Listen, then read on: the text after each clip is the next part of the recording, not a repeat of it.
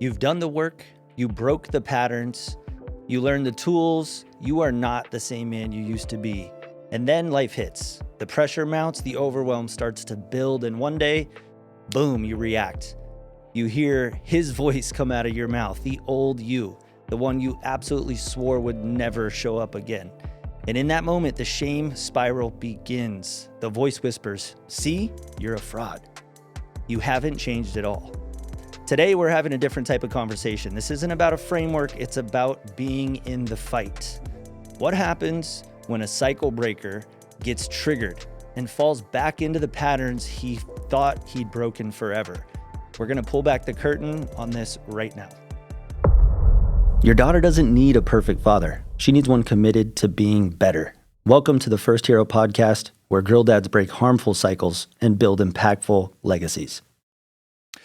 Welcome to the First Hero podcast. I'm Rich, and today I'm sitting with my good friend and my brother, Corey. What's up? Appreciate you guys. And today what we're going to do is we're going to use this time as a bit of a case study. We're going to peel back the curtain because if you've listened to several of our episodes, if you're familiar with the First Hero brand, we are not perfect fathers. We are fathers committed to the fight. We are committed to the pursuit of being better. And as such, we're going to use Corey as a case study because you and I were having a conversation last week. And much like a couple months ago, I was going through some shit. Now you're kind of in the shit. Yeah. And so we're going to break that down. We're going to talk about this exact concept of someone, if you're a girl dad who has built so much and you've conquered so many mountains as it relates to who you are internally and your own self-mastery and your journey with self-mastery, and you've progressed and you've made so much progress. What happens in those moments where we fall, where we drop to a knee, where we drop our shields, right? Where we get wounded on the battlefield and we take steps back, right? We're going to talk about that. We're going to talk about how do we navigate that, right? As heroes in this arena of fatherhood. And so we're going to use you as a case study. Yeah, let's do it, man. And so you're not wrong. I'm definitely going through the thick of it. Yeah, man. So let's talk about that. Like when we were talking, you had described, first, let's talk about the pressure, right? Because I think that there's stimulus that create this for each of us men. And that stimulus can come from a number of different ways, dude. Yeah.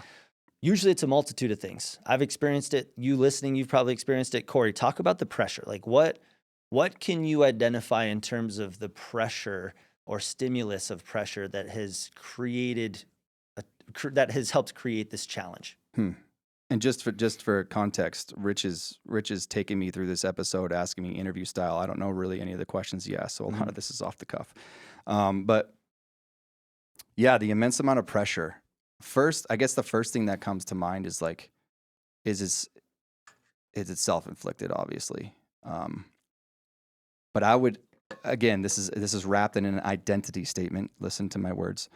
This is wrapped in an identity statement is I am a high producer. I'm a high caliber man that produces, right?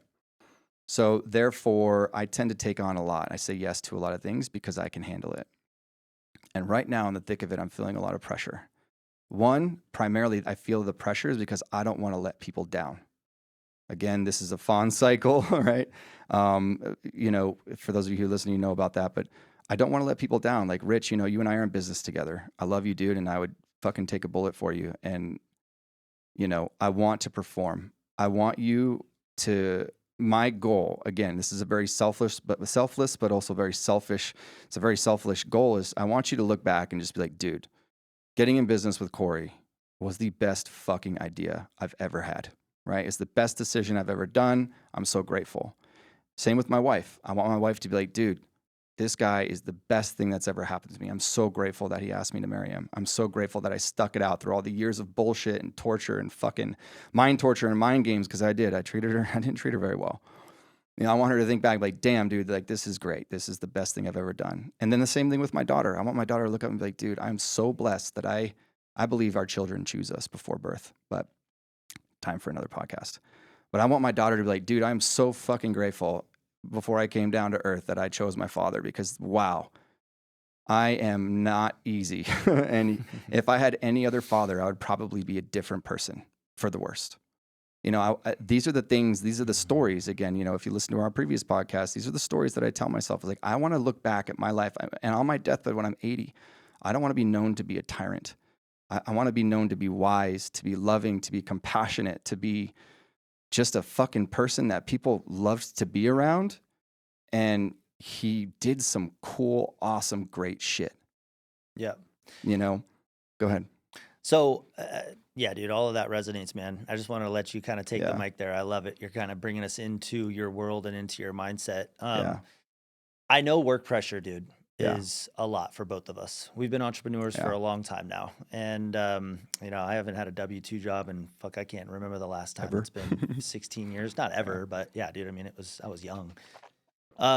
But so of course, dude, there's work pressure as an entrepreneur for those of you listening, or, you know, shit, there's pressure even if you're not an entrepreneur, but work pressure can for sure be a thing. What Yeah. other type of pressure are you experiencing right now? Yeah, I think work pressure is probably the most. Okay. Again, it's because I want to perform. I'm a high caliber, high producer, and I'm taking on a lot. We're building 2 businesses right now. We're Right. building First Hero.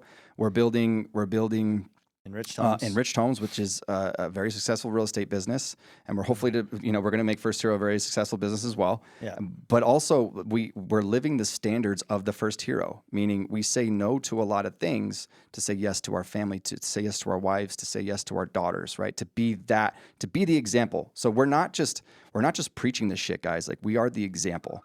And the when I say no. When I say yes to my daughter, when I say yes to my wife, which is very often because I work from home, I feel the pressure specifically on my personal and my business life. Yeah. Right. Because I'm saying no to that, and I What have are a lot some- to do. What are some examples of things that you say yes to? Yeah. So when my daughter, To Tatum and dude, Hillary. and I love it. I love working from home, but it's also one of the worst things for productivity because my daughter, dude, she's so animated and so lively, and she's just a fucking tornado, bro. She's not like a normal, quote unquote, normal kid compared to her other friends. She's incredible. She's crazy, dude. And like, but yeah, I mean, you don't see it, bro. Like at home, like she's fucking wild. But she's constantly coming in the room and like, daddy, look at this. I got a rock, or I did this, or daddy, can you come play princesses with me?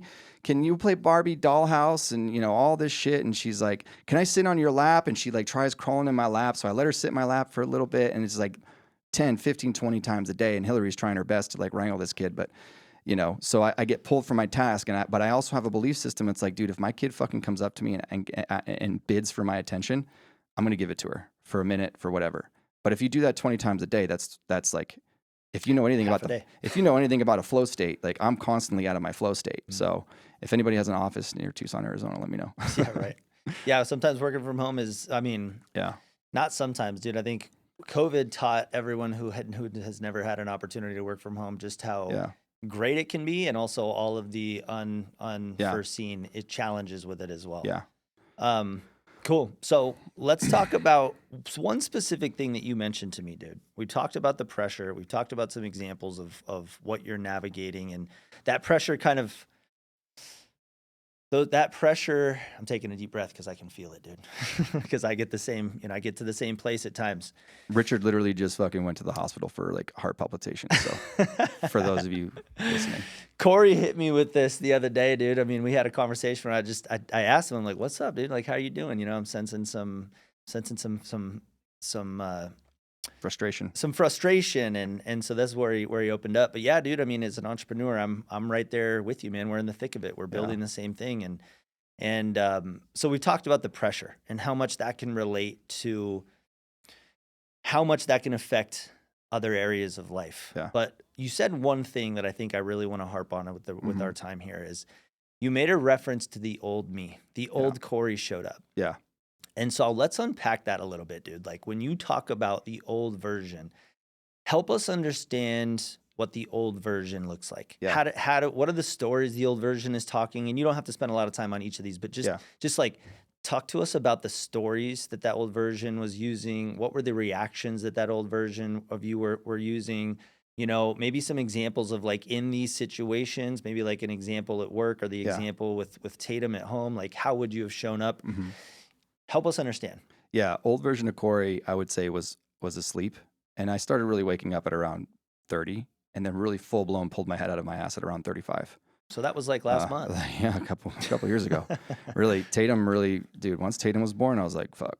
All right. I at least had enough self-awareness to be like, okay, I have a lot of work to do, which I'm so fucking grateful for, dude. Oh, geez. Anyways, the old me, the old Corey was very reactive. The old Corey was very, so I didn't know it for what it was, but I needed to be in control. I dominated conversations. I dominated interactions. I dominated the relationship with my daughter. And I know I would have dominated my relationship with Tatum, right? Because I needed to be in control, right? Somewhere in my life, I needed to be in control. So what happened, what bubbles to the surface is rage, a lot of anger. Dude, I used to punch holes in walls. I got into a lot of fights. That was an MO for you? That You was get an pissed MO, off dude. and I you just have was to the punch angry something? guy, you know, and the belief was my Growing dad. up with you, I saw it. Right. Yeah. Well, my dad had an anger problem, quote unquote. And now I adopted that identity. Oh, it's just the Eccles temper, right? So really the old Corey, you know, if I were to put myself in today, I probably wouldn't be married with Hillary. Tatum we wouldn't have a good bond. She probably wouldn't want nothing to do with me. Right. And you know, she loves me. She has to love me because she's, you know, I'm her caretaker. So she has to survive. So she'll put up with me, but she wouldn't run to me. Right. And the old Corey, distinction. yeah, the old Corey wouldn't have paused. The old Corey wouldn't have taken breathing moments. The old Corey wouldn't have said, you know, hey, my daughter's not giving me a hard time. She's having a hard time. Right. I wouldn't be able to pause in those tiny moments and make those decisions because there are decisions. I wouldn't be able to do that, dude. And I'd be very abusive because I was at one point. I was fucking abusive, dude. Like let's just call it that. Yeah. So yeah, that's the old Corey, man. And he comes up sometimes, dude. And he comes up and it's tough because it's really hard because I'm not that identity. And whenever you identify with yourself and you have values and belief systems and you stray outside of those belief systems or that identity, it hurts. Like a bodybuilder, when they're not eating chicken and lifting, they're fucking hurting. Right. So like that's the shit that really I identify that hurts, you know, and it wears on me. And it's the negative feedback loop to where I just get caught in this cycle and I get more shame and more angry and then I get more snappy and then it's like, fuck. And then finally Richard's like, dude, what's up? You seem a little short. You're missing things at work that you normally like, come on, bro. Like there was shit right in front of you, plain sight, and you didn't even see it. And it's just like, that just causes more frustration and guilt. Like, so it's like, dude, yeah. So finally we had that conversation and I felt better after it, honestly.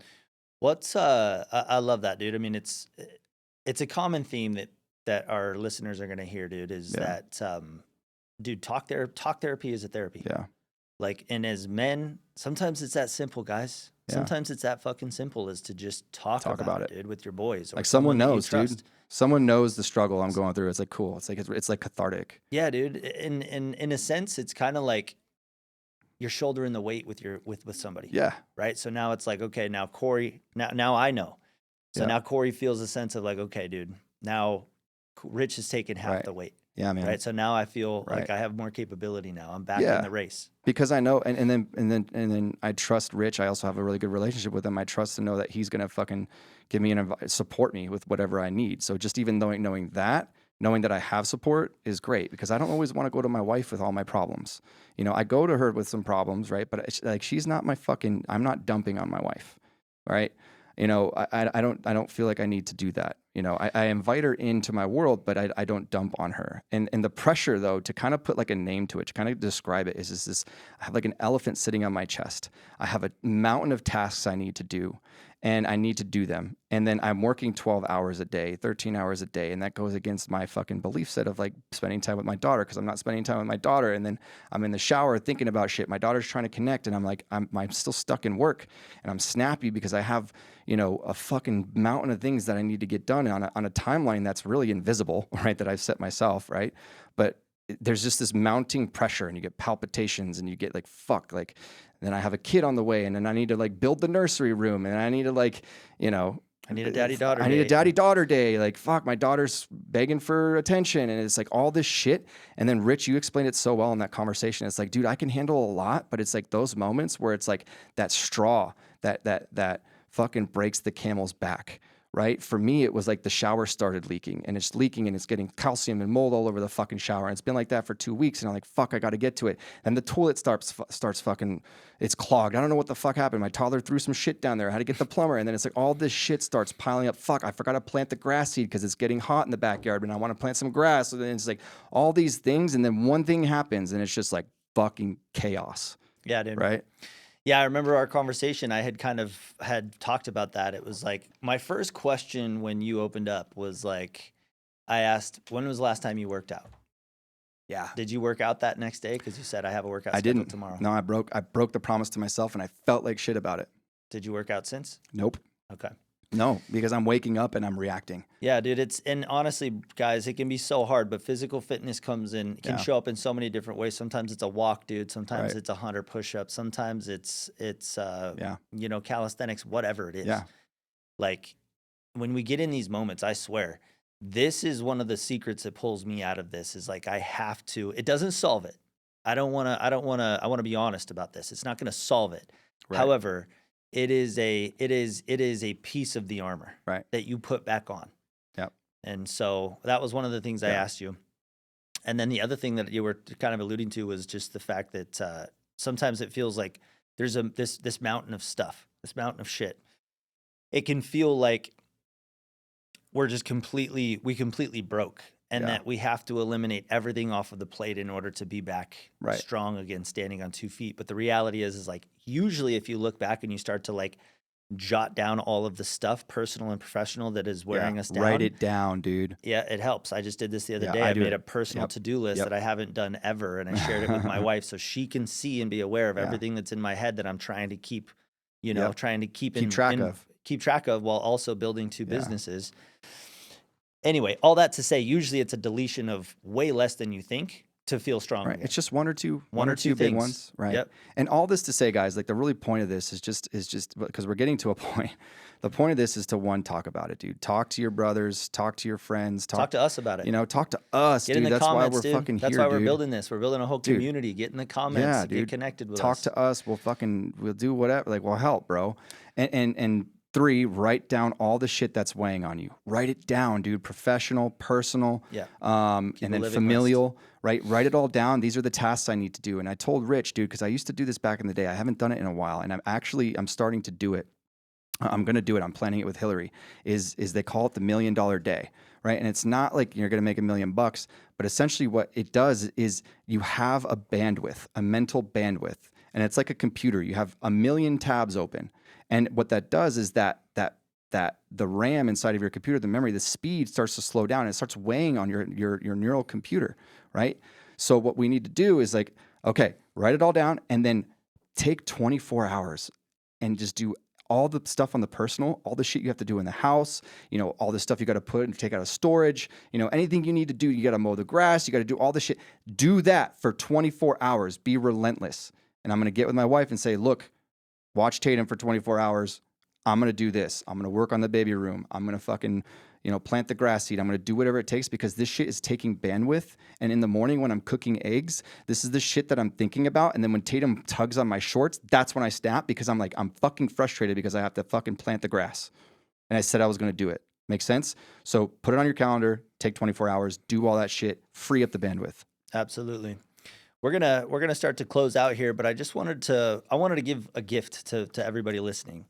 If you're resonating with all of this and you want to understand a little bit more about yourself, your fathering type, your girl dad type, how you're processing everything in your head, your strengths, your weaknesses, we created a quiz just for you. It takes less than 5 minutes. The results are going to be profound. It gives you a comprehensive report at the end based on your specific fathering type on how you answered these questions. And it's super, super helpful. So in the show notes or in the description, you're going to find a link to the quiz. Go take it at less than 5 minutes.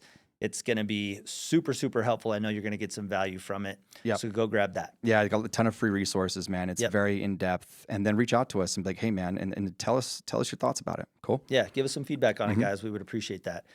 Well, I kind of wanted to talk about, I guess the last thing that I wanted to talk about is Reframe? Yeah, reframing. Yeah. Like reframing how you are, this isn't a failure. It's you're integrating. Yeah, and one of the most important topics I specifically want to hear from you is how it relates to you've built this new identity. You have overcome over many, many years in trials and tribulations and challenges. Old version of Corey is a girl dad. New version of Corey is a girl dad. And what's happening right now is the old programming is testing the new programming to see whether it falters, to see if there's cracks, to see if there's a way to navigate and infiltrate and infect.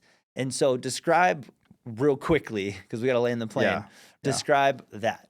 Yeah, for sure, man. This is a journey. Like you're never just the designer. You're never just a fucking first hero. Like the laws of physics apply here. That you can't escape them, right? The second law of thermodynamics is entropy. Like entropy, you're constantly, energy is dispersing and it's constantly moving towards random chaos.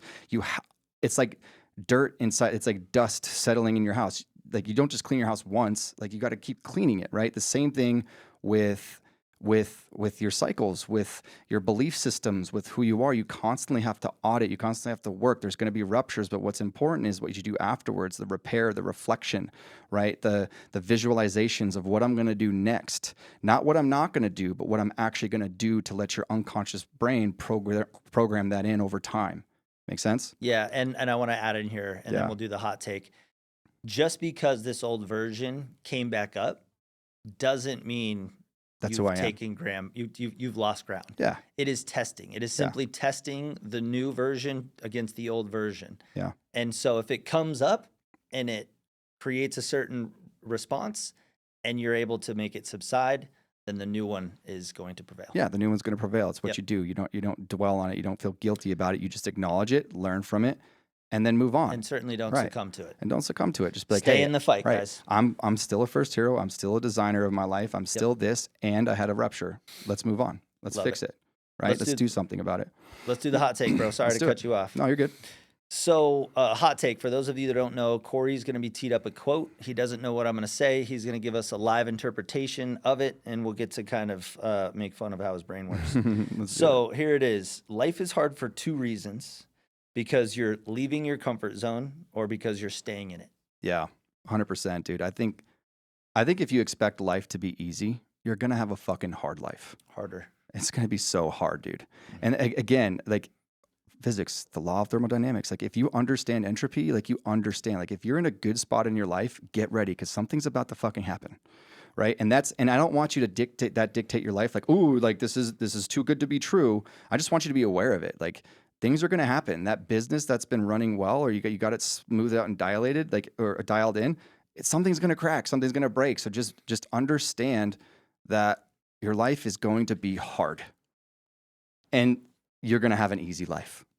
And then do hard things, dude. Like I try and do hard shit voluntarily. Voluntary hard things. So that way I can, like, a rock is hard because you're comparing it to wool, right? So like, do hard shit, and you're going to compare all the soft things in your life to the hard shit, and you're like, dude, my life is fucking cake. True. Make sense? Love it, dude. Thank you for that. Yeah. So to close out here, the fight you're in is not a sign of your weakness. It's the evidence of your strength. It means you're awake. It means that you are in the arena for your daughter. Perfection is an absolute fantasy, but repair, that is the superpower. Don't you dare give up on the man you are becoming just because the man you used to be showed up for a fight. Send him back to hell and get back to work. Love it. Remember, distraction is the enemy. Breaking the cycle is your duty. And legacy, that is the only thing we get to leave behind. You are one decision away from being the hero she deserves.